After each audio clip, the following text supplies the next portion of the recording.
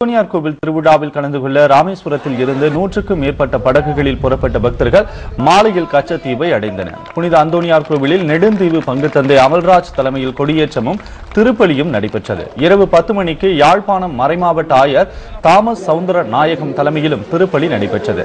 இந்தியாவில் இருந்து சென்ற 2800 பக்தர்களும் இலங்கையில் இருந்து வந்த 2800 பக்தர்களும் இந்த விழாவில் கலந்து கொண்டனர். விழாவிற்கு வந்த பக்தர்கள் ஒருவருக்கொருவர் அன்பை பகிர்ந்து கொண்டனர்.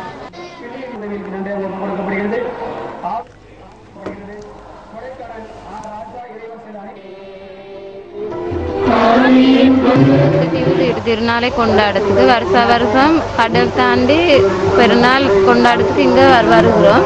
இந்தியா மக்கள் இலங்கை மக்கள் ஒன்றாக பெருநாளை கொண்டாடுவோம். ஒரு பிரச்சனையும் இல்லை. எல்லா குடும்ப வசதிகளும் இங்க எங்களுக்கு இச்சு.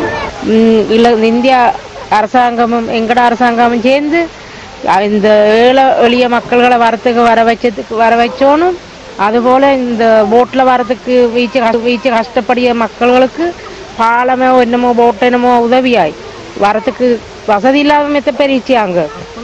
கப்பலினாலும் என்னண்டாலும் அவங்களுக்கு போட்டு என்ன பொறுக்கணும் வரத்துக்கு உதவி செய்யறதுக்கு நான் உங்களை கெஞ்சி மண்டாடி கேட்டுக்கொள்வேன்.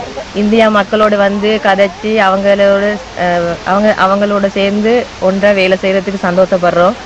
எங்கட நாடும் இலங்கையும் இந்தியாவும் ஒன்று சேர்ந்து இந்த இடத்துல வராம இந்த இடத்துக்கு எத்தனையோ மக்கள் இருக்காங்க, வராம அழுறாங்க, கஷ்டப்படுறாங்க, வரத்துக்கு இல்லாம அவங்களும் இந்த இடத்துக்கு வார வருஷங்கள்ல வந்து அவங்களும் இந்த கச்சதீவு அந்தோனியார் கோயிலுக்கு 3 இங்க வந்து திருவிழா கொண்டாடி சிறப்பிச்சு கொண்டிருக்கிறோம். இப்ப இந்த நடைமுறை காலத்துல இந்திய தமிழ் மக்களும் ஸ்ரீலங்கா தமிழ் மக்களும் இந்த கச்சதீவு அந்தோனியார் கோயிலுக்கு வந்து எவ்வளவோ இன்னல்கள் இடையூறுகள் மத்தியில இந்த திருவிழாவை சிறப்பித்து கொண்டிருக்கிறாங்க. இந்திய மீனவர்களும் இலங்கை மீனவர்களுக்கும் ஒரு உறவு பாலமாக இருக்கக்கூடிய இந்த கச்சத்தீவு புனித அந்தோனியார் கோயில் திருவிழா நேற்று மாலை கொடியேற்றத்துடன் தொடங்கியது. நேற்று திருப்பலி மற்றும் இன்று காலை தேரோட்டம் மற்றும் திருப்பலி முடியக்கூடிய ஒரு சூழ்நிலை ஏற்பட்டுள்ளது.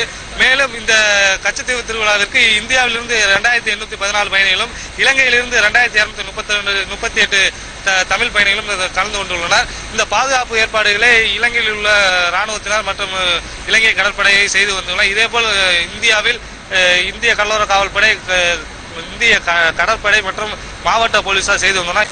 தங்களது உறவினர்கள் இந்தியாவில் உள்ள அகதி முகாமில் உள்ளனர். அவர்களை இந்த கச்சத்தீவு திருவிழாவிற்கு அழைத்து வர வேண்டும் என்பது அவங்க இரு நாட்டு அரசுக்கும் ஏற்கனவே கோரிக்கை விடுத்து வருகின்றனர். இந்த தொடர் கோரிக்கைகளை இரு நாட்டு அரசுகளும் பேச்சுவார்த்தை நடத்தி உரிய நடவடிக்கை எடுக்க வேண்டும் என்பது தொடர் கோரிக்கையாக உள்ளது. சத்தியம் செய்திகளுக்காக ஒளிப்பதிவாளர் குணசேகரனுடன் கச்சத்தீவிலிருந்து மகேஸ்வரன்.